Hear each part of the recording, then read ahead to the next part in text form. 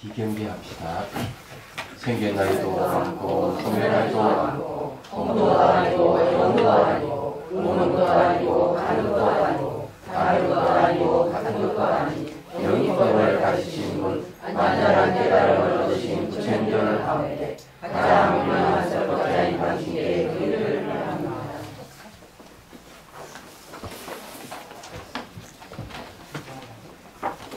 자, 전무 시간에 이제 오탁에 대해서 공부했어요. 이 오탁이라는 게 이제 후군과 견이 섞이게 되면 급탁이 돼가 시간에 흐름이 생긴다는 거죠. 네. 급탁 다음에 무슨 탁이에요? 견탁. 견탁은 이제 몸과 마음이 섞이게 되면 이제 견탁이 생기고, 중생탁은 이 견무각지하는 마음이 대상과 같이 이렇게 섞이게 되면 중생탁이 된다 하는 거예요. 번뇌탁. 번뇌탁이 먼저네요. 번뇌탁이 이제 그 뭐고, 견문각지하는 마음하고 대상과 섞이면 번뇌가 탁해진다 그러죠. 그 다음에 이제 견문각지하는 마음이 대상이 늘 머물러 있으면서 업의 흐름에 이제 서로 결합을 하게 되면 중생탁이 됩니다. 이 세상은 저 세상에 옮겨다니고 죽고 태어나 반복하는 중생탁이 되는 거죠.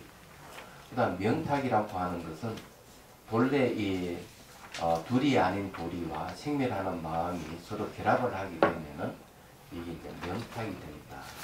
이제 수명이라는 걸 얘기를 해드렸죠. 이렇게 되는데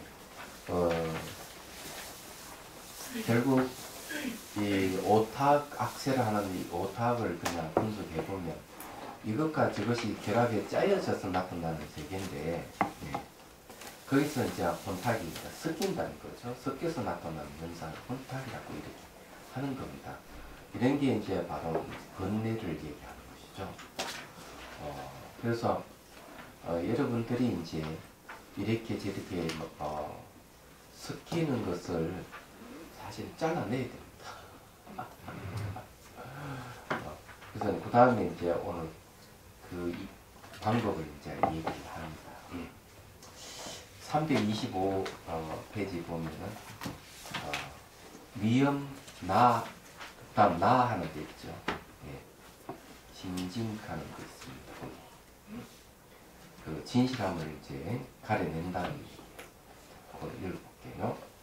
아나나 너가 지금 견문각지한 것으로서 멀리 열의 상락 아정에 개합하기를 바란다면, 우리가 이제 보고 듣고 느끼고 하는 이 마음으로서 열의 상락 아정에 개합하기를 바란다면, 상락 아정이라는 말이 있는데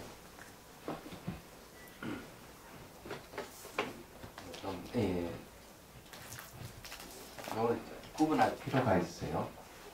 우선 둘로 나눠가지고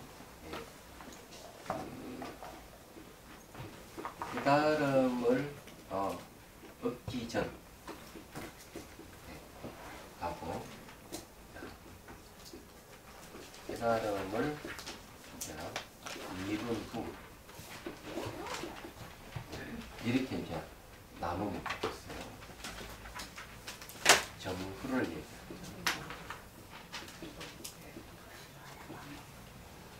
자, 여기에서 이제 항상하다고 깨닫기 얻기 전에 사람들은 모든 게 항상하다고 얘기하는 것은 이거는 거짓이에요. 우산입니다. 그리고 즐겁다 하는 것도 거짓이에요.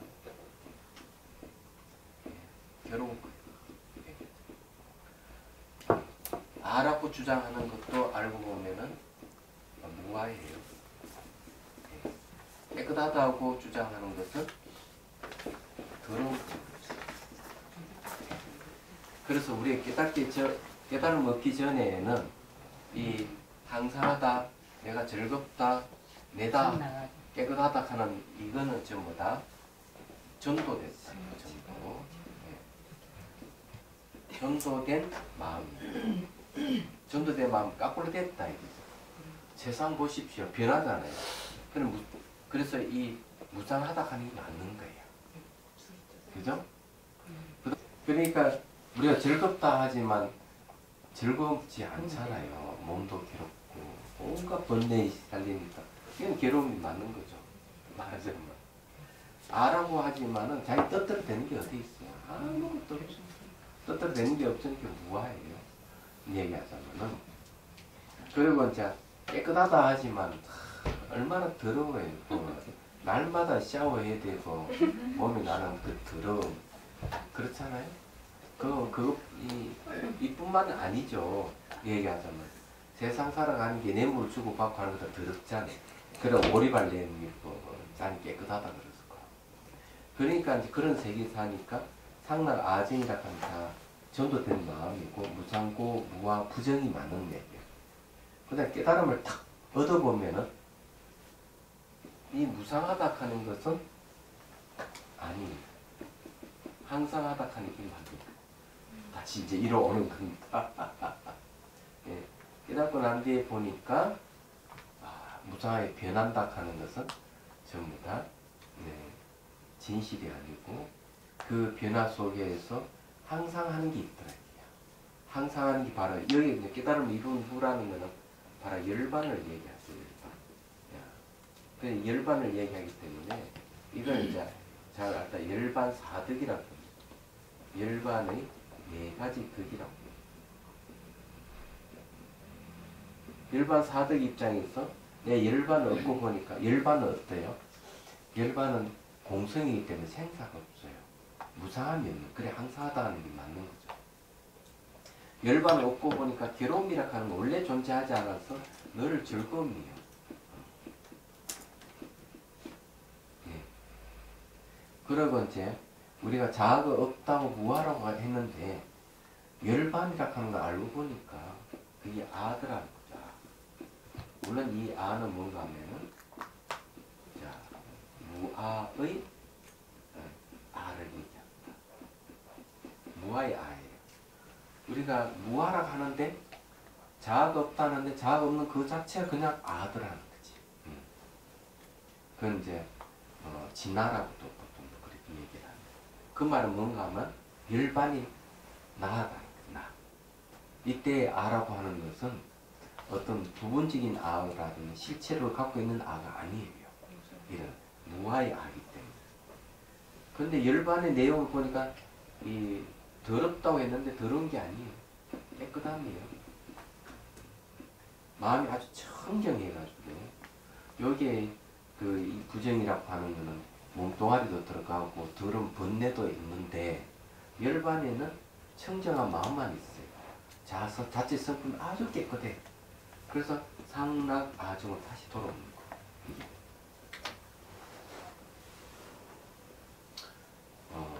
그래서 이제 우리는 깨닫기 전에는 상락 아정을 주장하는 것은 잘못된 생각이고 깨닫고 난 뒤에는 상락 아정을 얘기하는 건 맞는 얘기다. 그래서 여기 상락 아정이 나오는 겁니다. 말하자면. 그래서 이게 이제 자기가 보고 듣고 느끼고 아는 이 마음으로서 상당 아정에 개합하기를 바란다면 개합하기를 바란다고 하는 것은 딱 이렇게 깍지 끼웠을 때 정확하게 딱 맞으려면 어떻게 해야 되느냐 이거죠. 견문각기는 우리가 보고 듣고 느끼고 하는 이 마음, 이 마음으로 너가 깨달으려면 이런 뜻이죠.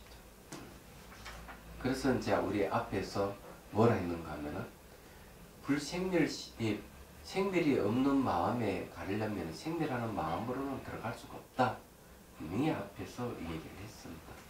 그래서 이 생멸하는 마음을 어떻게 하면 효과적으로 없애면은 없앨 수가 있느냐가 중요한 것이죠. 말하자면요. 자, 이제 읽어볼게요.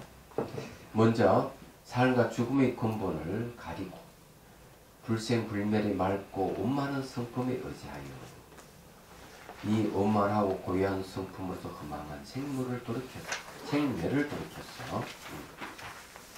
이를 항복받아 분명한 깨달음으로 돌이키고 분명한 깨달음이 생멸이 없는 성품을 거둬 인지 마음을 삼아야만 과지의 닦아서 정덕함을 원만하게 성취하게 될 것이다. 자, 이렇게 딱 이야기하면 이게 딜레마가 딱 빠집니다. 왜냐하면 이 말들 하면 왜 딜레마를 빠지는가 하면 이 내용은 자, 인지와 가지를 얘기할 때 자, 인지의 마음을 처음 출발하는 마음을 뭘로 삼아야 되느냐? 네. 생멸이 없는 성품을 얻어서 수행의 출발로 삼아야 된다. 이랬습니다. 아니, 생멸이 없는 마음을 얻었다 하는 벌써 깨달음인데, 그죠? 네. 아니, 깨달음을 갖고 과지의 수정을 원만하게 성취한다. 이렇게 얘기합니다. 이게 무슨 말이냐? 그래서 여기에 이제 우리가 이제 알아야 되는 게 있는 거죠. 깨달음도 크게 둘로 우리가 나누는 겁니다. 깨달음은. 네. 자, 이건 지워도 됩니까, 이제? 네. 이제 자세하게 우리 이걸 밝혀야 됩니다. 자, 우선 기본적으로 여기서 이제 수행을 얘기하니까 자, 인지에서 과지로 들어간다. 자, 인지에서 이거 땅이라 하는 이거는 마음을 비유한 겁니다. 처음 마음을 내어서 수행에 들어가서 과제 깨달음을 얻는다는 얘기예요. 그럼 여기에서 기본적으로 과지를 얻으려면은 이 생멸심으로는 이 과지의 불생멸 들어갈 수가 없다. 안 된다. 그러면은 이 인지도 처음 출발하는 마음에도 불생멸이라 해야 된다. 그죠? 불생멸심으로서 불생멸에 들어간다. 그러면 이건 맞다. 그죠? 그러면은 불생멸심으로서 불생멸을 들어간다 하면은 벌써 여기에서 깨달음이 이루어져야 된다. 깨달은 마음으로서 벌써 깨달은 결과로 들어가는 걸 얘기다. 그럼 요거는 뭔가 하면은 중요한 말을 수정이라는 말을 쓰고 있습니다. 이게 수정이라는 말을 쓰고 있습니다. 이걸 이제 주목해야 돼요. 닦아서 정석한다는 거죠. 그러면 여기엔 깨달음이 두 개가 있습니다. 자, 이 깨달을 가게 두 가지가 있다. 하나는 뭔가 하면 해오를 얘기합니다. 해오. 하나는 정오를 얘기합니다. 깨달을 오자는 정오와 해오를 얘기합니다. 그럼 깨달음에도 해오는 뭔가 하면은 해오라 하는 건 내가 수행을 하지 않고 이해로서 깨달은 걸 얘기합니다. 내가 법문을 듣고 법을 사유해서 확실히 이해가 됐다. 그런 깨달음을 얘기를 하는 거예요. 그래서 능경에서는 깨닫고 난 뒤에 닦아 나간다. 이걸 얘기를 하는 겁니다. 그래서 성가에서도 같은 주장을 해요. 돈은 깨닫고 난 뒤에 점수를 한다. 점점 닦아간다. 이게 능경을 근거로 하는 얘기입니다. 근데 성가에서도 보조국사께서 깨치고 난 뒤에 차츰 닦아가야 된다고 그게 보편적인 수행이다 이렇게 얘기를 했는데 그러나 보조국사께서만 주장하는 건 아니다. 이게 서장에도 뭐 가나선의 장시자인 대선사도 서장에서 깨닫고 난 뒤에 닦아가는 걸 얘기를 하고 있습니다. 말하자면. 그래서 제가 이제 말씀드린 게 돈수가 맞긴 맞지만은 사람의 근기로 봐가지고 돈수만 주장해서는 안 된다. 예, 돈의 점수도 필요합니다. 그렇기도 하고요. 예. 깨닫고 나서 우리가 공부를 닦아가야 된다는 게 제 생각에 맞는 것 같아요. 왜냐면 그처럼 우리가 공부할 필요가 없어요 지금. 그러니까, 어떻게 깨달으려고 공부한다면은 예. 정말 팔천생에 뭐 깨달을는지 그러면 너무 막연한 거예요. 그렇죠. 네. 그러면 그때 깨닫는다라는 게 도대체 예, 깨닫고 수행한다 하는 이 깨달음이라 하는 게 도대체 무엇이냐 하는 거죠. 해오라에서는 내가 이해를 통해서 깨달았다는 얘기예요. 네. 그냥 본문을 듣고 아 그렇구나 하고 알면 그건 깨달음이야. 내가 생각해가지고 이 진리 생각해 보니까 그렇구나 하고 알면 깨달음이야. 네. 맞습니다. 그걸 근거로 해서 이제 수행이 간다는 거죠. 네. 다른 이유가 있는 게 이 지금 현재 이 능경의 구조는 그렇게 돼 있어요. 그럼 여러분들은 능경을 공부하면서 나에게 본성이 있다, 바뀌지 않은 본성이 있다 확실히 여러분 이해를 했다면은 그건 깨달음입니다. 예. 형님 그건 이해하잖아요. 예. 이해하니까 다른 얘기가 이어지는 거죠. 그렇죠. 근데 팬이 따라줘야 되잖아요. 예? 정확하게. 근데 행위 이제 따르기 위해서 그 다음에 이제 닦아가는 거예요. 감수. 이제 차츰차츰 닦아가는 수행이 들어가는 거예요. 그럼 이제 정말 또 확실하게 합니다. 체득. 예. 그럼 이제 완전하게 내가 닦아서 체득한 깨달음을 정오라고 해요. 네. 이거는 수정해서 이루어진 겁니다. 맞아요. 섞어서 정득하고.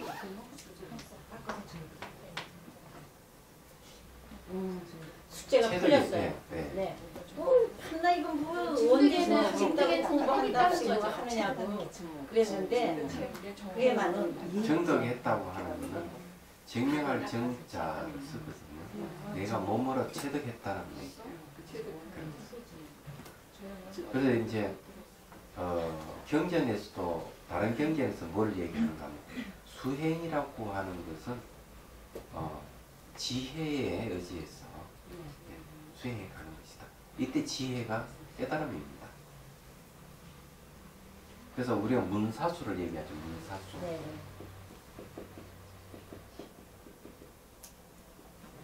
닦아가는 문사수를 얘기하는데 우리가 이제 법을 듣고 들으면 뭐가 생기는가 하면 이해가 생겨요. 이 이해를 갖다 지혜라고 얘기합니다. 알았다. 내가 또 법을 사유했다 했죠. 내가 이 법의 이치죠. 법의 이치를 사유하는 거죠. 법의 이치를 탁 사유해서 또 뭐가 생기는가? 여기서 이해가 생긴다. 이걸 이제 지혜라고 합니다.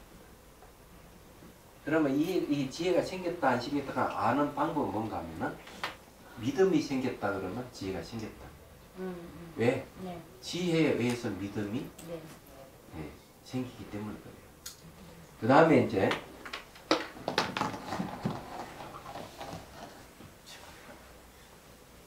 내가 이제 듣고 사유한 걸 의지해서 수행해 가는 거죠. 그럼 이때 수행이 뭡니까? 내가 알고 닦아나간다는 얘기예요. 알고.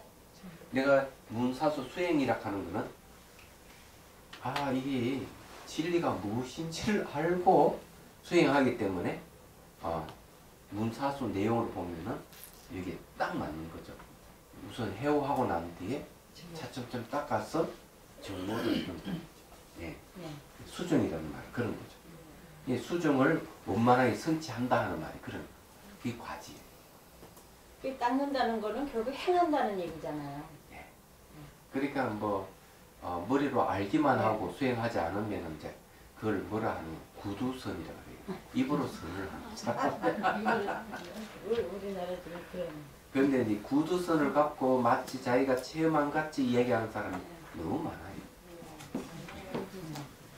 그런 걸 이제 사이비선사라 그래요. 사이비선사.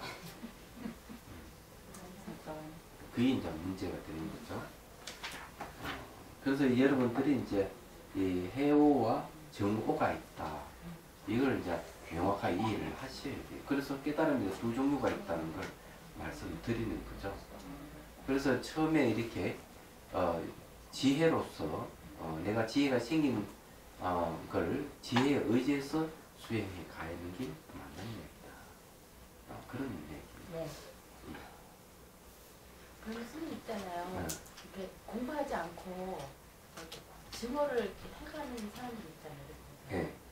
그런 사람들은 이제 뭐 아무리 수행을 오래 한다 하더라도 그냥 깜깜한 상태로 가는 것이기 때문에 별을 깨달음을 얻지를 못합니다.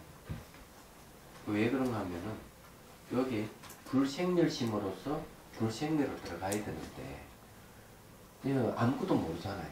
그럼 생멸심으로서 불생멸로 들어가려고 하니까 그런 분들은 수행을 오래 하더라도 전방에 때는 많이 묻히지만은 하는 행동 여전히 배우도 잘 안 지키고 하는 거 보면 행동이 개차반인 경우도 많이 있어요.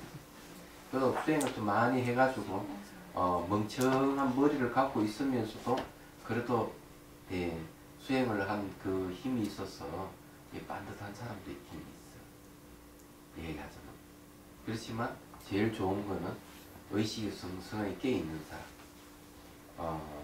그래서 해오를 한 사람이 수행을 오래 했으면은 그건 이제 다른 거예요. 얘기하자면. 이거는 그렇게 되기를 이제 바라는 거죠. 그냥 아무것도 모르고 수행하는 일은 없을 겁니다. 그래서 여기에서 이제 수행이라 하는 게 이제 그렇다. 알고 수행해야 된다. 요즘 말하면 안다. 깨닫다 하는, 깨달았다 하는 거는요. 뭘 얘기하겠습니까? 안다는 얘기. 지혜도 안다는 얘기. 그냥 불교는 깨달음의 종교라고 얘기하는 것은 지성을 최대한 활용하는 종교. 이 알을 매우 중요시한다는 것. 아시? 다른 종교는 믿음을 강조하고 그 알을 그냥 많이 무시해야 되는 경향이 있어요. 믿기만 하면 된다. 그러면 당신 원하는 거 다 이룰 수 있다. 이런 식으로 하거든. 이런 경우는 이제 미신으로 가는 거예요. 네. 그래서 이 알을 제한합니다. 그러나 알이 어떻게 제한되느냐? 창조주 신에 의해서 다 제한돼요. 분리 합리하니까 무조건 믿어라. 합리하지 않으니까 믿어. 분리 합리하니까 믿어라. 그리고 모든 거는 신이 다 알아서 한다. 그럼 신이 다 알아서 하면은 우리는 알미 쓸 필요가 없어요. 그래서 철저하게 창조주를 매개하는 종교에서는 아버지가 창조주니까 우리는 종일 따릅니다. 이렇게 종하인이라는 얘기죠. 주인이 이래 가면 이래 하고 저래 가면 저래 할 따르는 거예요. 아무것도 주권 행사도 할 수도 없고 그냥 꼭두각시 같이 살아야 되는 그런 문제가 발생하는 거죠. 그렇지만 마음이라고 하는 것은 어디에 매여 있지 않습니다. 우리 마음의 본성. 그래 매여 있지 않기 때문에 우리는 어디에도 소속되어 있지 않아요. 여러분들이 아무리 부처님을 믿는다 하더라도 우리 마음은 부처님에게 매여 있지 않습니다. 우리 마음은 부처님 마음하고 똑같은 마음이기 때문에 이게 다르죠. 얘기하세요. 그래서 마음 공부를 하는 거죠. 자아 공부를 하는 게 아니고 마음 공부를 하는 게 그거. 그래서 이제 이게 불생멸심으로서 가야 된다. 그래서 여기 이제 깨달음이라고 하는 게 원명한 깨달음이라는 말을 쓰고 있습니다. 원명각이라. 자, 어떤 원자, 그죠? 밝을 명자 깨달음을 합니다. 그래돼 있죠? 여기 요 원자는 이 원자하고는 다르죠. 원만하게 밝은 깨달음을 얘기하는 게 아니에요. 이게 무슨 어떤 원이에요?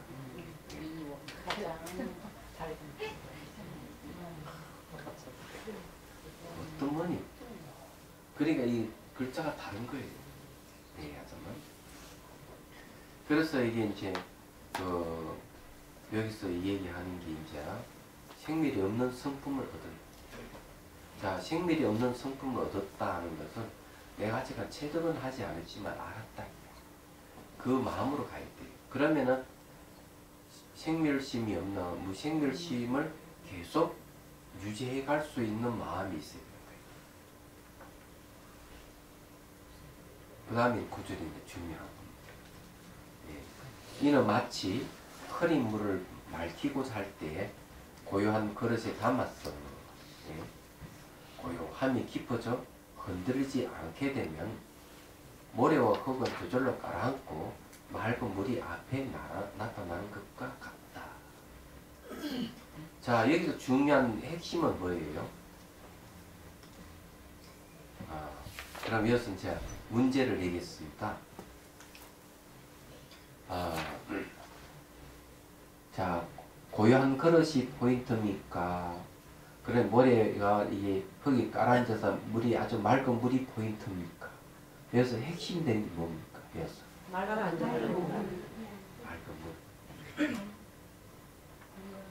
물. 아니, 맑은 물 아닙니다.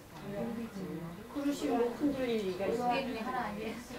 그 자기가 흔들어. 두 개 중에 하나지. 맞아. 자, 그러면은 맑은 물이 나타나려면은 뭐가 필요하죠?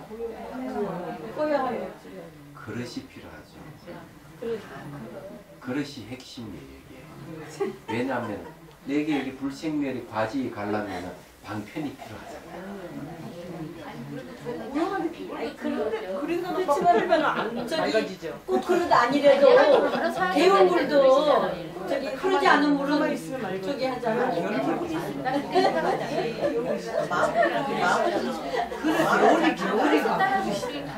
딴지를 걸려면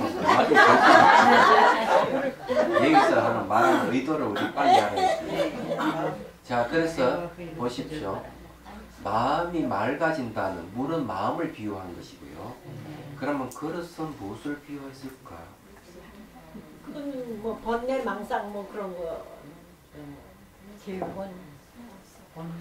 저희 이제 여기서 말하는 심청정을 얘기하잖아요. 마음 청정을 얘기하는데 마음이 청정하다 하는 건 생밀이 없다. 그렇죠? 그럼 생밀이 없으려면은 그릇을 고요하게 해야 된다. 그릇을 움직이지 않게 해야 된다. 그릇을 움직이지 않게 하면은 흙탕물 같은 이런 번뇌가 밑으로 깔아앉게 되는 거죠. 그럼 맑은 물이 나타납니다. 생밀이 없는 마음이 나타난다. 그럼 이건 어떤 수행에 속하는 거예요? 정. 예? 선정. 그러니까 맑은 물 상태는 선정 상태인데 그럼 그릇은 어디에 해당한다?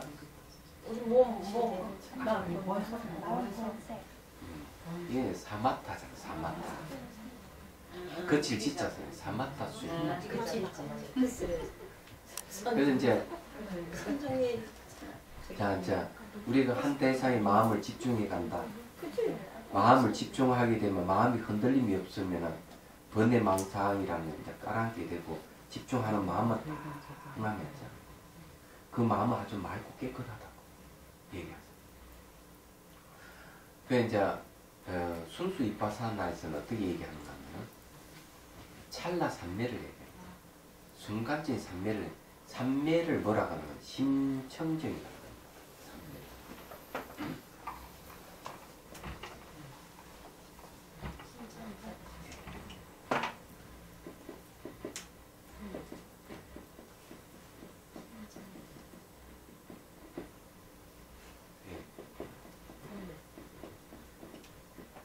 마음의 심청정이라고 해요. 삼매 상태예요. 이때는 뭐 마음의 본성이 드러나 있지만 우리 깨달음이라고는 아직 얘기를 하지 않는 부분입니다. 그 이유는 이제 그 다음 구절에 나옵니다만은 이 순수 이파사나에서는 어떻게 하는가요? 이제 뭔가 마음을 관찰한다. 그러면은 몸에서 일어나는 현상, 그러니까 물질 현상, 전시 현상이 일어날 때 알아차림이라는 거죠. 딱 일어나면 즉각 딱 무엇을 낙하채듯이 탁탁 알아차리는 거죠. 쉽게 말해가지고 거미줄에 먹잇감이 탁 걸리면은 어때요? 거미가 손살까지가 딱 낙하채듯이 뭐 따뜻함이라든지 따갑다든지 움직인다든지 이런 물질적 현상 또는 여러 가지 이제 느낌 또는 감정, 생각 이런 정신 현상 이런 거 나타날 때 즉각 탁탁탁 이렇게 체크를 하듯이 알아차리는 거예요. 이 알아차림 속에 번뇌가 끼어들지 않으면은 그게 중요해요. 자, A락하는 현상을 딱 알아차리고 번뇌가 일어나지 않았다. 그러니까 비락의 현상이 생겨 얼른 또 그쪽으로 옮겨서 비락한 현상을 딱 알아차리는데 역시 이 알아차림 속에 번뇌가 일어나지 않았다. 시락하는 현상을 딱 알아차리는데 거기도 번뇌가 일어나. 이 어떤 현상이 일어나도 번뇌가 일어나지 않고 적극 알아챌 때 그 상태를 찰나삼미라고 해요. 번뇌가 끼어들자. 그런 상태를 심청정이라고 해요. 순간적인 이 삼매 속에도 심청정이 일어나는 거예요. 그런데 한 대상의 마음을 1시간이고 2시간이고 계속 집중된 상태로 지속한다면 본삼매로 들어가는 거지. 네. 그 예를 들어서 여러분 이제 수행하 자비수관 하다가 몸 다 사라져 버리겠다. 몸 다 사라지고 감각 관찰 감각 다 사라져 버리고 그러면 남는 게 뭔가 막 관찰하는 마음만 남았다. 그런데 그 대상이 다 사라졌다 하는 알물 대상으로 한다면 그런 상태를 계속 그 마음을 이제 지켜보는 마음이 1시간이고 2시간이 지속되면 그거는 이제 본삼미에 들어갈 수가 있고. 그런데 그 다 사라졌다 하는 알물 대상 하는데 그런데 알미 생겼다 사라졌다 하는 걸 적극 알아차리만 한다 이러면 그 사이에 찰나삼매가 일어날 수 있겠죠. 근데 중요한 거는 다 사라졌다 하는 알미 바뀌지 않는 알물 대상으로 한다 라는 거기에 공성을 대상으로 얘기하잖아. 그런 건 근데 사마타가 되는 거예요. 사마타. 그래서 여기는 이 좀 사마타 수행을 얘기를 하고 있는 거예요. 그 다음 구절에 이와 같은 경계를 정 객진번뇌를 항복받는 것이다고 이름하고. 자, 객진번뇌라 하는 뭡니까? 흙과 모래와 같은 것이죠. 이게 착착착 깔아놓는 것은 항복받는 것이다. 다시 진흙을 버리고 순수한 물만 남게 되면 이를 영원히 근본 무명을 끊었다 이름하는 것이다. 자, 깔아앉아 있는 진흙을 어때요? 없애버리는 거야. 네? 깔아앉아 있는 진흙을 없애는 것은 근본 무명을 없애는 거야. 그건 뭡니까? 이파사나. 지혜. 그래서 이 능경에서는 뭘 얘기하는가 하면 사마타 속의 이파사나를 얘기하는 거예요. 조금 전에 스님께서 그러시냐 어떤 게냐 이렇게 물으실 때 아예 그 흙이 없으면 그거 뭐 고요할 필요도 없고 그냥 되는 건데 뭐 그걸 저는 항상 흙탕물이 고요해지면은 그게 삼매에 들어가는 거라는 걸 저는 이해를 못 하겠어요. 왜냐면 그거 자체가 없으면 되는 건데 왜 자꾸 흙탕물을 이렇게 휘저으면은 자꾸 물이 들어가지잖아요. 네. 그래서 이제 한 대상의 마음을 잘 집중해서 심일경성을 이루게 되면 심일경성을 이루게 되면은 이제 탐욕이라 하는 번뇌가 부딪혀서 깨져버린다. 성냄이나 번뇌가 일어나도 그 집중되어 있는 상태에 부딪히면 깨진다. 그 말은 뭔가 하면 한 대상에 집중되어 있는 마음 상태는 어떤 바깥의 데미지가 오더라도 마음이 흔들림이 없다. 이렇게 그게 이제 심청정 상태 얘기하잖아요. 그게 심청정이에요?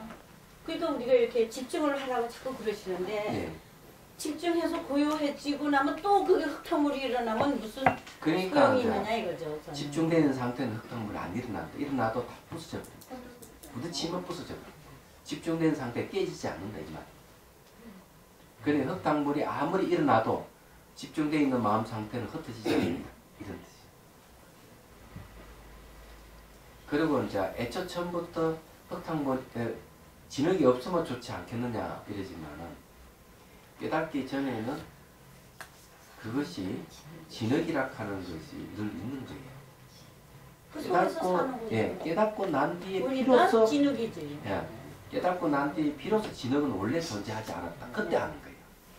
그 전에는 아무리 이해를 한다 하더라도 체득이 안 된 상태에서는 진흙이 늘 있는 거예요. 확실하게 깨치고 진흙을 완전히 치우고 난 때에 보니까 애초 진흙은 없었던 거예요. 얘기하죠. 근데 거기에 이제 역할하는 게 뭔가 여기에 진흙을 치운다 이러는 건데 여기서 중요한 게 뭐냐 지혜에 대한 얘기를 좀 해야 돼요. 자, 이 얘기 안 들으면 천주에 하늘 한 얘기니까 예, 또 이제 이 얘기를 합니다. 이게 앞에 우리가 벌써 나온 이야기인데 예, 그 외도가 찾아와가지고 부처님께 얘기합니다. 늙고 병들고 죽으면 왜 일어납니까? 응? 사람 태어나기 때문에 생리병사가 왜 태어납니까? 업 때문에 태어납니다. 업은 왜 생겼습니까? 애착 때문에, 집착 때문에. 집착은 왜 생깁니까? 애착 때문에. 애욕이죠. 그러나 사랑하는 마음이 뭘 말미합니까? 대상을 받아들이는 감수작용에 의해서 일어납니다. 그러면 쭉 올라가죠. 쭉 올라가면서 결국 마지막에 그러면 이것이 인식하는 마음은 또 뭘 말미합니까? 까르마 업에 의해서. 그런 업은 뭘 말미합니까? 문명을 말미해서 있다. 문명까지 12연기 중에서 문명까지 딱 가요. 그 다음에 제가 물어요. 외도가 그럼 문명은 무엇을 말미해서 문명이 있습니까? 물어요. 그래 부처님께서 하시는 말씀이 지나치거나 문명은 말미하는 것이 없는다. 이게 굉장히 중요한 포인트예요. 그럼 이걸 이제 대승기신론에서도 이 얘기를 합니다. 대승기신론에서는 뭘 얘기하는가 하면은 무시 이래라는 것입니다. 비를 없는 때로부터 존재하는 것이 자 그러면은 무시 이래라 하는 것은 비롯함이 없다, 원인이 없다 이런 뜻이에요. 원인 없이 존재하는 게 문명이에요. 자 생각해 보십시오. 원인 없는 문명이란 말은 무슨 말이에요? 원인 없다면은 불교는 인가를 얘기를 하는데 원인 없는 문명이라 하는 거는 이게 가능한 이야기입니까? 말이 안 되죠. 말이 안 되죠. 네. 그럼 문명은 애초 처음부터 없답니다. 존재가 없어. 예, 없는 거예요. 그런데도 우리는 그 문명 때문에 생로병사를 겪고 있고. 그 비롯한 없는 거가 예. 무시시대가 연기 예. 그러니까 이게 연기에 입에 되는 말이죠. 한마디로 얘기하면. 뭔가가 없는 안 그래요, 그죠? 뭔가가 없다. 그래 비롯함이 없다 이렇게 얘기합니다. 그럼 저게 무슨 뜻이냐는 거죠. 그래서 여기서 중요한 건 알미 등장합니다.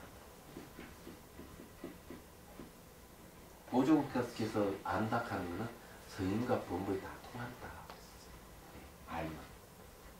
그러니까 범부와 성인이 다 통하는 게 알미이기 때문에 아주 중요한 말이에요. 지혜 지자는 성인에게만 통한다.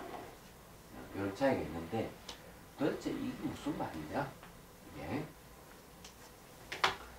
포인트는 저기 알미에 있어요. 이 열쇠가 알미라는 말이에요. 내가 딱 깨닫고 보니까 깨닫고 보니까 어떻다? 애초 처음부터 문명은 존재하지 않았다. 내가 딱 아니까 없더라. 그래서 이걸 비유로 이렇게 들은 거예요. 제가 이렇게 말을 하니까 별로 신빙성도 없고 이해가 안 되죠. 그래서 비유가 필요한 거예요. 호공에는 꽃이 있습니까? 없죠. 근데 호공이 꽃이 피고 지고 하는 것은 뭐 때문에 호공이 꽃이 피고 지고 합니까? 눈병 난 사람에게만 있는 거예요. 얘기하자면. 눈병을 고쳐지니까 애초 호공에 꽃이 없는 거예요. 그러면 호공을 꽃을 보는 걸 문명이라고 해요. 문명. 그 눈병이 나와버리니까 문명이 원래 호공이 없었던 거예요. 꽃이나 문명이 없었던 거예요. 꽃이 원래 존재하지 않았던 것이죠. 그래서 문명이 원래 없었던 거죠. 그래서 눈병만 나오면 된다. 그게 뭔가 알면, 바르게 알면은 그게 깨달은 거예요. 바르게 알면. 호의 꽃이 원래 존재하지 않는 걸 알게 되면. 선생님 그 즉각 아는 암 있잖아요. 제가 예전에는 막 죽을 것 같아, 나 죽을 것 같아, 무섭다는 생각했는데 지금은 죽을 것 같다고 아는 놈이 있다는 게 그 공부를 하니까. 근데 이 아는 암이 본성은 아닌 것 같다는 게 더라고요. 그렇지. 저것 아는 것은 말이에요. 알아차림을 얘기합니다. 이 알아차림이 이제 지혜로 이제 바뀌는 얘기하잖아. 이게 아주 중요한 거예요. 그 미린드 왕문경에도 이제 뭘 얘기하는가 하면은 이제 그런 얘기를. 닭이 있죠, 닭. 닭을 닭집에서 후쳐버리면은 닭이 멀리 도망갈까요? 닭. 네. 닭을 집밖에 내쫓아 버리면 닭이 그러면 집밖을 내쫓긴 상태로 도망가느냐고요. 다시 오죠. 안 가고 다시 와요. 집 안으로 들어오죠. 네. 그거 경험하시죠? 똑같아요. 온갖 구복을 다 해고 막 해도 닭은 제 집으로 돌아옵니다. 항상. 그래서 맨날 도로사라 왕이 뭐라고 나가셨나 스님 뭐라 얘기하는가. 그거 맞아. 일상의 어떤 상황에 처해 있어도 닭이 내쫓기지만은 집에 되돌아오듯이 항상 알아차림을 놓치면 안 된다.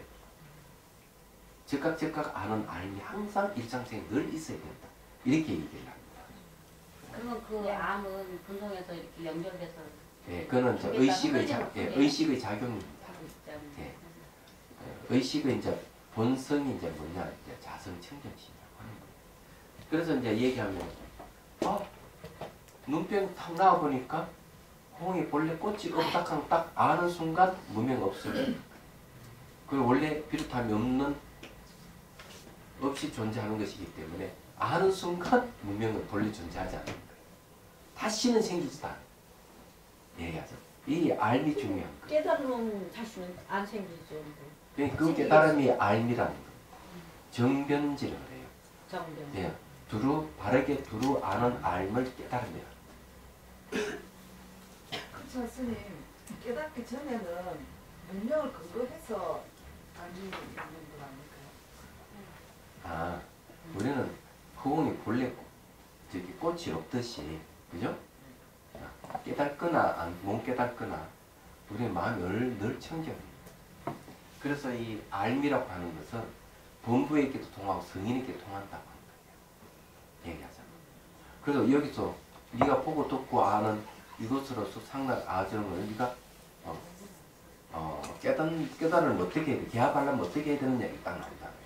그러면 상락 아정은 청정한 마음이지만 견문각지도 알고 보면 마음이잖아. 같은 마음이에요. 그냥 더러운 마음이 따로 있고 깨끗한 마음이 따로 없는 걸 깨치고 봅니다. 깨닫기 전에는 더러운 마음이다, 깨끗한 마음이다 이렇게 얘기를 하는데 깨닫고 보니 본래 그런 게 없어요. 그래서 반야신경에서도 깨끗함도 없다 이렇게 다 이유가 있는 거야. 알고도 속아주는 거냐 모르고 속는 거나 속는 거는 같지만 그래도 알고 속는 거는 아는 거죠. 예, 알기 때문에 네. 피해를 안 입는 거죠. 얘기하죠. 모르고 속으면 피해를 입는 거고 사기를 당하는 것도 그거 같아요. 그 내용이 이제 그런 내용. 여기서 이 얘기하는 게 근본 문명을 끊었다고 이렇게 얘기하는 거는 뭘 얘기하냐면 진흙을 완전히 벗어나가 순수한 물만 남았다. 예. 근데 그 다음 구절이 딱 그런 얘기 나옵니다. 그래하여 밝은 모습이 정밀하고 순수해지며 일체가 변하여 나타나더라도 번뇌가 되지 않아요. 자, 일체가 변하여 나타나더라도 번뇌가 안 된다. 이 말은 뭔가 하면요. 함경에 보면 이제 이런 구절이 나오죠. 일체의 모든 것이 마음 자체 성품인 줄을 알면 지혜의 몸을 이룰지니 다른 일을 말미에서 깨달지 않는다. 그럼 여기 보면 눈에 보이고 들리는 인기 지금 일체잖아. 이 자체가 마음이야. 마음 자체 성품이야. 얘기하잖아. 그럼 우리 객관적으로 보이는 이 세계도 마음의 세계. 그래서 그게 뭔가 하면 마음이 순수해지는 이것이 일체가 변화에 나타나더라도 일체가 이게 변해가 나타난다. 일체로 변해서 나타난다. 이래도 상관없어. 일체로 변해가 나타난다 하더라도 그건 번뇌가 안 된다. 왜? 마음인 줄 알기 때문에. 네. 이거는 이제 과학적으로도 얘기를 했잖아요. 파장의 세계에는 파장이라 하는 것은 무상이거든요. 무상은 실체가 없는 거예요. 그 이 파장이 이래 망막을 탁 들어오면은 색깔, 모양, 부피 가물이 인식해요. 이 파장이 길을 탁 때리면 소리를 인식해요. 이 파장이 이 분자의 진동이라고 분자의 진동이 수에 의해 가지고 냄새로 맡게 돼요. 오란데도 맡을 수 있고 장미 냄새로 맡게 돼요. 그럼 지금 자비선사인지 막 연잎이 막 좀 올라오기 시작합니다. 근데 스님 파장이 없는 것도 아니에요. 파장이 있기 때문에 느끼는 거잖아요. 아니 그러니까 그 파장에는 냄새도 없고 소리도 없고 예. 색깔도 없고 부피도 없고 모양도 없다 이게. 예. 파장만 있을 뿐이에요. 예. 그런데 왜 그것을 모양, 색깔 이런 게 나타나느냐? 그게 마음이라는 거예요. 그래서 대승기신론에서 물질의 본성은 지혜다 이렇게 하는 거예요. 다른 말은 물질의 본성은 마음이다. 이렇게 바꾸면 돼요. 지혜가 마음이니까. 그 파장이 기냐 짧으냐 장파장이냐 단파장이냐에 따라서 색깔이 다르게 보이듯이 그래 그 색깔 그거는- 다르게 보이는 게 마음이야. 예. 그게 마음. 예, 그게 마음이라. 파장 자체는 원래 색깔이 없는데 네. 그래 보이는 것 자체가 마음이야. 네. 그러니까 파장은 있는 거예요. 파장은 있는 건데 색깔이나 이런 거는 없는 건데 그 파장의 길이에 따라서 색깔이 나타나는 거예요. 그러니까 그게 마음이라. 네. 광수용체가 있어서 받아들이시면은 색깔을 변환되는 건 전부 마음입니다. 네. 그래서 여러분 보이고 들리는 색이 다 마음이랍니다. 불교에서. 네, 그게 마음이라고 하는 게 맞는 이유가 이제 생각해 보면요, 그 인류가 이 나무 속에 그 빨간 열매가 열려 있는 걸 발견한 것이 위대한 발견이래요. 그러니까 그럼 그 전에는 그게 빨간 열매가 있다는 것도 인지를 못했다는 거거든요. 그래서 요즘은 제가 그거를 예. 보면서 아 그래 마음이 왜 있는데 못 보고 이제서야 빨간 예. 열매를 발견했느냐 그건 마음인 것 같다 그런 예. 생각이 들어요. 지금도 사람들 빨간색 못 보는 사람이 있습니다. 네 그건 저기 그리고 못 보는 광수형체가 사람이 3개 내인데 네. 4개인 사람도 있어요. 생기기 시작합니다. 시대가 바뀌니까 이 색깔을 받아들인 이 유전자가 또 생기는 거예요. 그래서 얘가. 빨간색은 못 보는 사람은 저 면허증 못 따요. 예. 네. 생명이니까. 네, 생명. 그래서 이게 얘기하자면은 모든 관계성 속에서 일어나요. 주관객관의 관계성 속에서 일어나는 거예요. 그래서 마음을 얘기할 때 눈이 대상과 인연이 됐을 때 시각이 일어난다. 시각 의식이 일어난다. 이렇게. 대상을 예. 주관과 객관이 상대했을 때 의식이 일어나는 거예요. 했을 때 네. 그래 이제 그걸 이제 경전에서 얘기를 하는 거예요. 그래서 지금 현재 이제 뇌과학에서 주장하는 이 신경세포에서 마음이 일어난다 이렇게 얘기하는 것은 굉장히 편협된 잘못된 생각이다 이렇게 비판을 할 수가 있어요. 왜냐하면 바깥 경계 대상이 없는데 내 세포가 어떻게 움직이느냐 말이 안 되는 거예요. 얘기하자. 그러니까 이 불교적 시각에서 보면은 뇌과학은 두드려 맞을 게 너무 많은 거예요. 아직까지 연구해야 될 게 너무 많은 거예요. 아유 많죠. 자, 어쨌든요. 네. 깨달아 봐야 되겠는데요. 네. 자, 그 다음에 이제 아주 재밌는 얘기 또 나옵니다. 순수해지면은 일체가 변하게 나타나더라도 번뇌가 되지 아니하고 모든 열반의 청정한 묘덕에 부합하게 되는 것이 되기 때문이다. 묘덕인 상나 과정이죠. 이 말은 뭔가 하면요. 진흙이 없는 상태에서 물을 아무리 희줘도 깨끗한 물이에요. 네. 예. 전 그러면 일상생활에도 번뇌가 없는 사람 무슨 짓을 하더라도 마음은 그냥 청정 그대로. 그런 상태예요. 예. 이게 뭔가 하면은 수정에서 깨달은 정오라고 합니다. 정명할 정작 깨달은 정작. 이 상태를 얘기하는 거예요. 이때는 벌써 청정한 묘한 듯 상당 아직 다 드러나 있는 상태다. 이게 간단하지만 이 내용이 벌써 사마타, 위파사나 수행 다 나오고 그래 해서 그 결과가 뭐또 딱 이렇게 비유를 들어서 너무 멋있게 딱 얘기를 하고 기가 막히는 거죠. 너무나 정확하게 얘기하고. 그래서 오늘 참석하지 않는 분은 전수에 하는 날. 인연이 네. 인연이 아, 그러니까 인연이지. 여기 앉았어도요 저 같은 사람 못 알아듣기 때문에 마찬가지예요. 안 온 사람이나 저는. 네. 네. 벌써 알고 있다는 소리가 똑같습니다. 참여합니다. 네. 제가 어느 스님한테 딱 이리 또 설명을 탁 물으니까 네가 다 알고 있는데 나한테 왜 물어? 그러면 생각해 보니까 내가 벌써 질문하고 내가 답을 다 했더라고. 그러니까 스님 니 다 알고 있는데 나한테 왜 물어? 자 327페이지요. 넘어갑니다.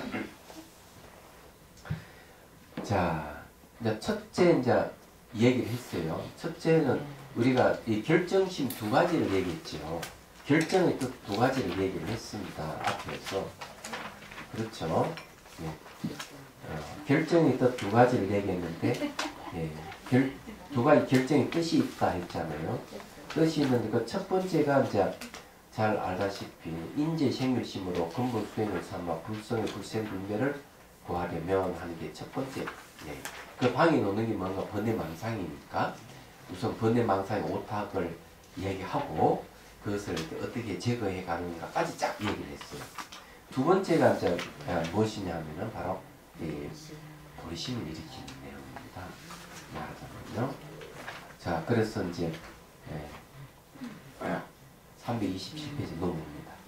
결정의 두 가지 결정이 또 두 번째입니다.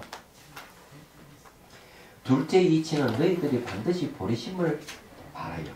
저 보살의 수행에 크게 용맹을 내어 결정코 가지가지 유의사항에서 벗어나고자 한다면 응당 번뇌의 근본이 시작이 없는 옛날부터 업을 드러내고 생매를 다하여 누가 업을 주고 누가 업을 받는지를 자세히 살펴야 합니다. 내가 짓고 내가 받는 걸 잘 살펴야 합니다. 이 말. 그래서 이게 자, 이 보리심을 바란다 이죠. 이게 두 번째 결정이 되니 보리심을 바란다 이러는데, 자 앞에 하고 사마타와 이파사나 수행을 통해서 완전한 깨달음을 얻는 것에 대해서 얘기를 했는데, 근데 여기 왜 보리심을 또 얘기를 할까? 이 차이를 여러분들이 좀 알아할 필요가 있어요. 그냥 사마타 이파사나 수행만 한다고 해가지고 수행을 한다고 해가지고 완전한 깨달음을 얻을 수 있는 건 아니다. 이렇게 보는 겁니다.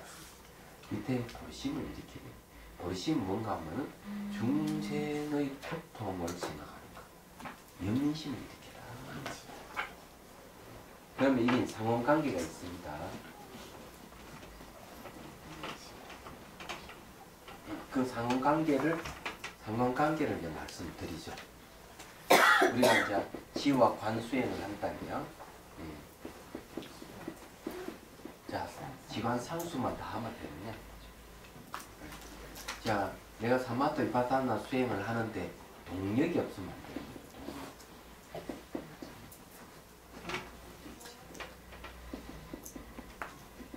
동력. 지관 상수의 동력이 뭘까? 보리심. 네. 보리심이에요.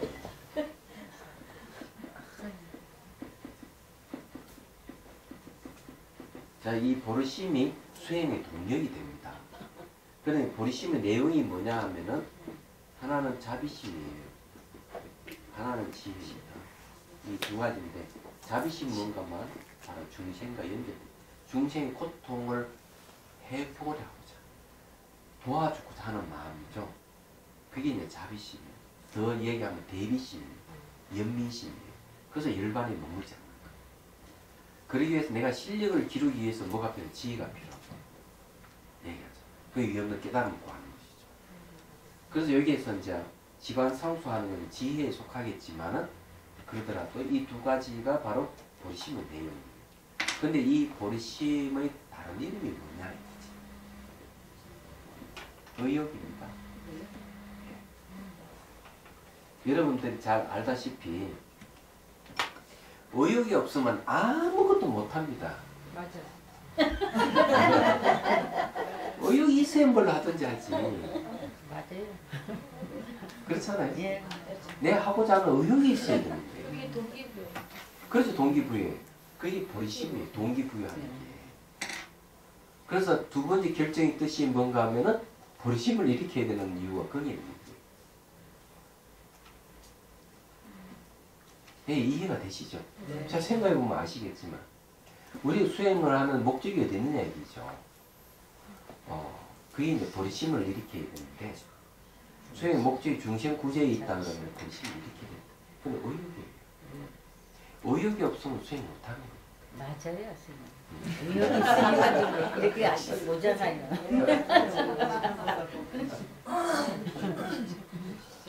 그래 이 수행하는데 두 가지 결정의 뜻이라 하나는 이게 불생멸심으로 불생멸의 경계에 들어가는 걸 얘기를 하는 거는 이제 수행, 사마토 위파사나 수행인데 또 하나는 이제 바로 보리심을 일으켜야 됩니다. 의욕을 일으켜야 됩니다. 제가 그전에 한번 그런 얘기를 했는데 어떤 분이 사홍서원을 세웠어요. 4가지 큰 서원을 세웠어요. 세우고는 전화를 했습니다. 저한테. 스님 제가 사홍서원을 그래 큰 4가지 서원을 세웠는데 몸살이 났습니다. 나지. 예, 이분이 얼마나 성질이 급하든지 큰 소원을 한 번에 다 이루려고 했으니 그게 뭔가 하면 일체 중생 다 구제하겠다. 한 번에 안 되잖아요. 번뇌를 다 끊겠다. 한 번에 안 되잖아요. 불도의 법문을 다 배우겠다. 그것도 한 번에 안 되는 거거든요. 불도를 이루는 것도 한 번에 안 돼요. 그러니까 몸살 난 이유가 의욕이 너무 과해가 한 번에 다 이루려 하니까 몸살 나버린 거예요. 사홍서원이 바로 보리심의 내용입니다. 네. 얘기하자면. 그래서 늘 사홍서원 해가지고 이 생이 안 되면 다음 생에, 다음 생, 그 다음 생이라도 이 소원이 이루어지기를 바라야 되는 거죠. 그래서 수행을 하는 겁니다. 세세세세. 너무 힘들어. 네? 중생각이 너무 힘들어. 중생구제에 힘드는 것은 실력이 부족해서 그러니까 그래서 뭘 해야 되는가 하면은 내가 위 없는 깨달음을 구하고자 하는 마음을 냈으면 그 다음에 내가 중생구제할 마음을 냈으면 위 없는 깨달음을 구하겠다는 마음을 내는 거예요. 그래서 이제 이렇게 듣고 사용하고 수행하고 하는 거는 바로 중생구제하기 위해서 준비를 하는 그 준비가 부족해서 그런 거니까 걱정하지. 그래서 이제 보리심을 일으키는데도 세 종류의 보리심을 제가 그때 한번 얘기한 적이 있죠. 왕과 같은 보리심, 목자와 같은 보리심, 대사공 같은 보리심이 있다. 왕과 같은 보리심은 왕이 되어서 백성을 내가 다 구제하겠다는 거. 그래 왕과 같은 보리심 내가 완전한 깨달음을 얻어서 중생 구제하겠다는 거예요. 모르는 거죠. 목자와 같은 보리심은 뭔가 하면 100마리 양을 모으고 가다가 한 마리가 없어지면 99만 집을 찾아가니 내버려 두더라도 한 마리를 끝까지 이탈하는 놈을 찾아내는 걸 얘기하죠. 이게 뭔가 하면 지장보살같이 한 사람이라도 부처되지 않은 이가 있으면 자기는 승부를 하지 않겠다. 이런 보리심은 굉장히 어렵습니다. 그게 불가능한 거죠. 그래서 그런 보리심을 일으키는 게 보리사들, 보살들입니다. 그렇지만 제가 여러분들이 권하고 싶은 것은 앞에 왕과 같은 목자와 같은 보리심이 아니고 대사원 같은 보리심을 일으키라. 배를 타고 강을 건너는 데 있어서 혼자 건너는 것보다 한두 사람 태워가면 좋잖아요. 내가 실력을 기르면 배의 크기가 더 커지고 그럴 거 아니에요. 그러면 더 많이 태울 수가 있어요. 이쪽 언덕에서 좀 태우고 가다가 내가 실력이 늘어나면은 그 다음에 배도 더 커지니까 그 다음에 정착지도 더 많이 태우고 이래가 점점점 태워서 같이 강을 같이 건너는 거야. 내가 실력이 쌓인 만큼 그 사람을 인도할 수가 있는 거. 이게 더 좋다. 현실적이다 이게. 그래서 배성원 같은 보리심을 일으키시라고 하는 거고. 그래서 여기서는 보리심을 일으키는 데 있어 가지고 여기서 항상 이 보리심을 장애하는 게 뭐냐? 아니고 번뇌다. 그래서 둘째 이치는 너희들이 반드시 보리심을 바라요. 저 보살의 수행에 크게 용맹을 내요. 결정코 자기 유의상을 표현하고자 한다면 이 보살성인데 보살성의 특징은 뭔가 하면은 바로 나도 이롭고 남도 이롭게 하는 거예요. 그런 내야 결정코 가져가지 함이 있는 상에서 벗어나고자 한다면 무의상이 되면 유의상이 되면 안 되니까 응당 번뇌의 근본이 시작이 없는 옛날부터 업을 드러내고 생명을 더하는 생멸을 더하는데 누가 업을 짓고 누가 업을 받는지 자신이 살펴야 합니다. 안나라 너가 보리를 깨달음을 닦는 데 있어서 만약 번뇌의 근본을 자세히 살피지 아니하면 허망한 근진이 어느 곳에서는 전도되었는지를 알 수 없을 것이다. 전도된 곳을 아직 모르는데 어떻게 항복시켜 열의 지혜를 취할 수 있겠는가. 자, 여기서 근진이라고 하는 근은 주관을 얘기하고 진은 객관을 얘기합니다. 육근 육진을 얘기하기 때문에 그렇습니다. 그러니까 이 번뇌의 근본을 자신이 못 살피면은 의대는 주관 객관에 상대해가지고 계속 바르지 못하게 거꾸로 자꾸 전도되게 한다는 거죠. 그래 전도가 일어나니까 거꾸로가 자꾸 일어나니까 어떻게 되느냐. 번뇌 근본을 모르는 거죠. 그래 근본은 이제 번뇌 근본을 자세히 살피면은 주관과 객관이 상대해가지고 계속 이 전도를 일으킨다는 걸 알 수가 있는 거예요. 그렇게 알게 되면은 이제 번뇌도 점점점 없어집니다. 그래서 전도된 것을 아직 모르는데 어떻게 항복시켜 열의 지혜를 취할 수 있겠느냐. 예. 거기 이제 36주에 보면 무명의 업을 바라고 예치라 하는 게 뭐냐. 12연기에서 예치가 뭡니까? 여기 12연기를 이야기하기 때문에 사랑과 집착하는 것이 태어남을 더하게 하며 6가지 마음이 육식이죠. 시각, 생각, 후각, 미각, 촉각, 의식, 16가지. 이것을 일을 짓고 팔식은 뭔가 하면요. 거기에다가 말레시가 아리아식까지 더해서 이를 받아들이니 숨어서는 번뇌의 근본이 되고 드러나면은 허망한 근진이 되는 그 말 주관 객관이 되는 것이다. 수행하는 사람이 이를 알아야만 가히 항복시킬 수가 있고 이를 항복하여야만 열애의 상주하는 결과를 취할 수 있는 것이다. 자, 여기서 중요한 게 뭡니까? 여기 중요한 그 핵심이 뭐냐 하는 거죠. 핵심 뭔지 압니까? 안다는 데 있어요. 그러면 번뇌가 되고 그만 근진이 되는 것. 이런 걸 알아야 됩니다. 이걸 알아야만이 결국 그 상주하는 결과를 얻을 수가 있다. 이렇게 그 이치를 알으려면. 예, 이치를 알아요. 그래서 이제 문사수를 하는 이유가 처음에 법문을 듣고 그다음 그 이치를 사용하는 이유 그게 그래야만 제대로 수행해가지고 상주하는 결과를 얻을 수가 있는 겁니다. 자, 그 다음에 이제 얘기합니다. 아나라 너는 세간에서 매듭을 푸는 사람을 살펴봐라. 매듭이 맺힌 곳을 보지 않고 어떻게 그 푸는 방법을 알겠느냐. 이게 재밌죠. 이제부터 이제 재밌습니다. 매듭 이야기합니다. 매듭을 잘 알아야만이 됩니다. 매듭이 어떻게 맺혔는지 알면은 매듭을 풀 수가 있는 거죠. 어떻게 매듭이 졌는지도 모르고 매듭을 못 푸는 거죠. 번뇌는 매듭입니다. 번뇌가 어떻게 번뇌가 이렇게 이루어졌는지 알아야 됩니다. 그걸 알면은 번뇌를 풀 수가 있다.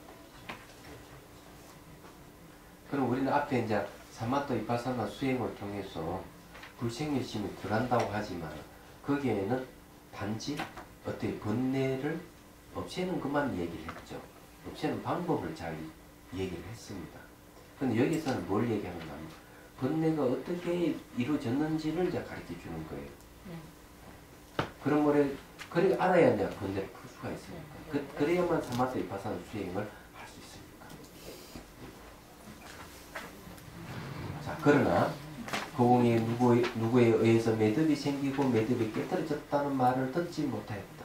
왜냐하면 호공이 형상이 없어서 맺히고 불릴 것이 없기 때문에. 자, 이거 호공을 비유한 겁니다. 예, 호공을 비유해가지고 우리 마음의 본성은 원래 매듭이 없다는 걸 얘기합니다. 그런데 이제 매듭이 있다 하는 거.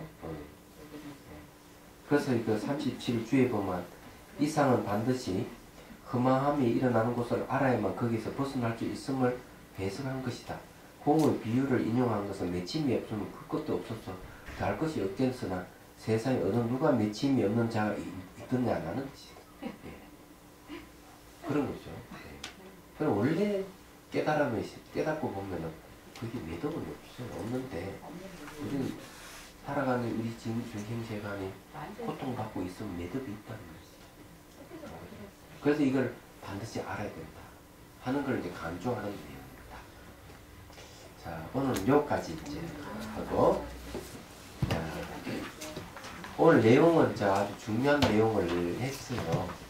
중요한 내용, 첫 번째 결정의 뜻에 대해서 핵심되는 이야기를 했습니다. 그래서 이제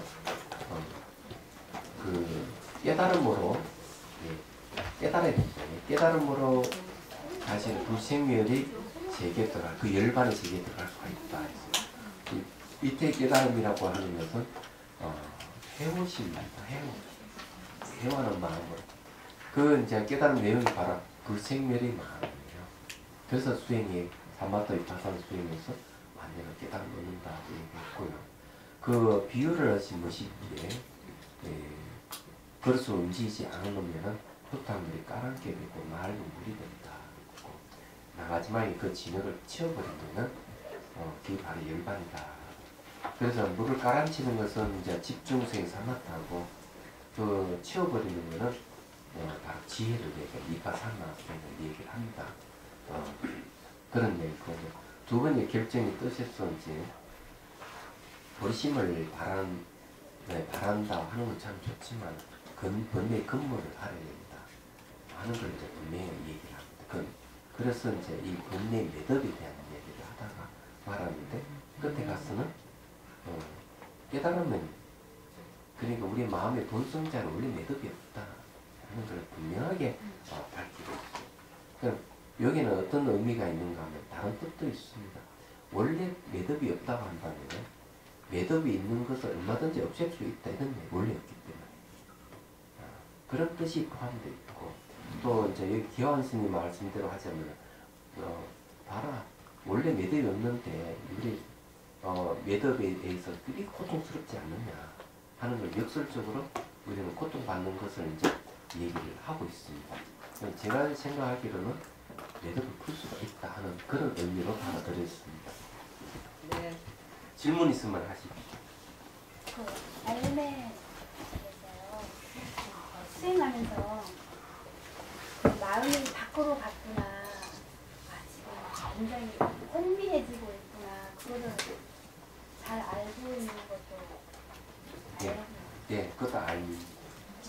예, 이파사나의 알면 즉각 그 현상을 알아차리는 게 이파사나의 지혜라고 얘기합니다. 지혜라고 이파사나의 지혜는 뭔가 하면 어느 문자를 의지하지 않고 지식을 하지 않고 이게는 물질적 현상이구나 이거는 정신적 현상이구나 알아차리는 것이지.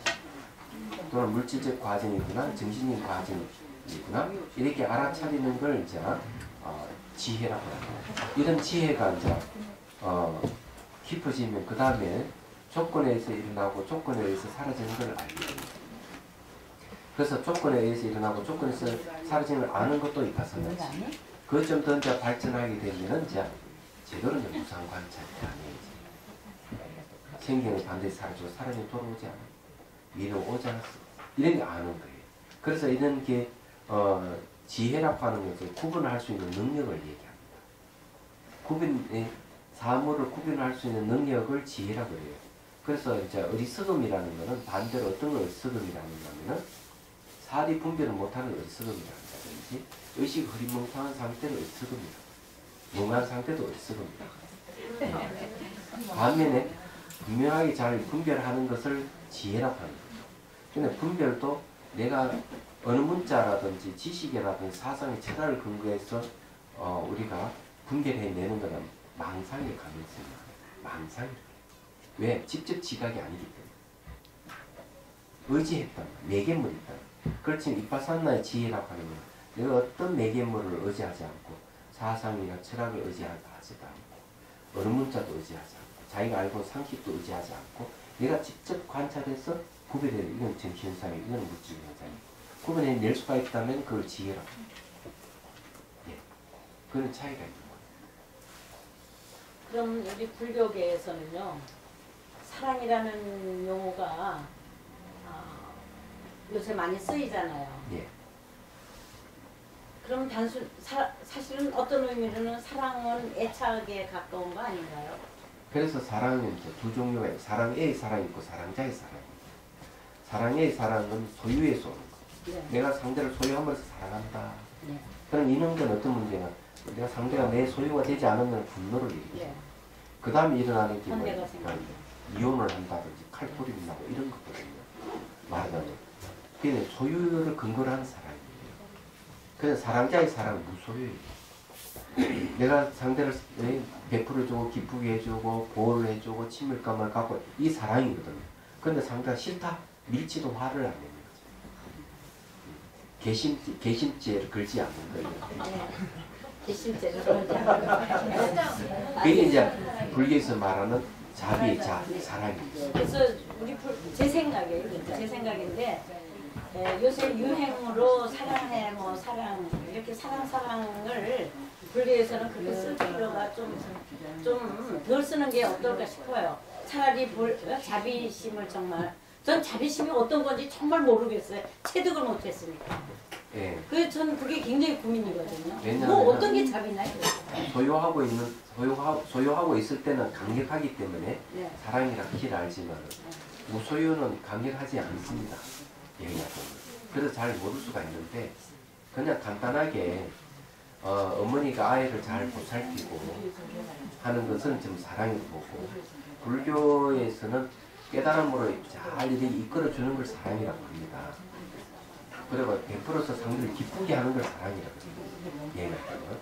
그래서 이제 집에 아이가 있으면은 잘 유래해주는 게 사랑이고 어떨 때는 이렇게 먹고 싶어 아이스크림도 사주면 애가 기뻐하면 그게 사랑. 그래서 거기에 소유가 없어요.